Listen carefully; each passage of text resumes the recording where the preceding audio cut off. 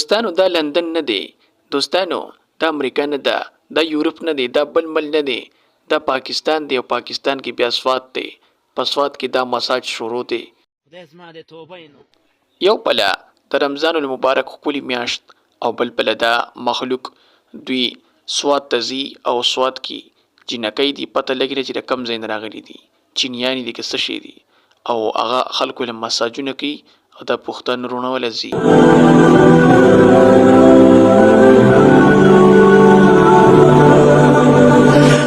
دوستانو خلک راته وایي چې جهاد له لاړ شئ او دا چلو کوي او هغه چلو کوي.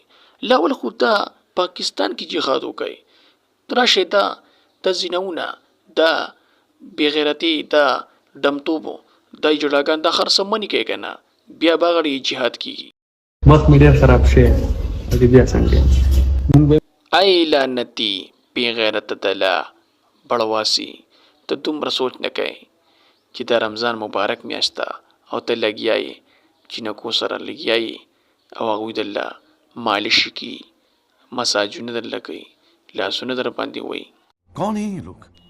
دا دلګان دي او بېغیرته دي. کہاں سے آتے ہیں؟ دا خاص کر په سوات کې اوسېږي، پوه شوې، پاکستان سوات کې دا بېغیرته مخلوق دی.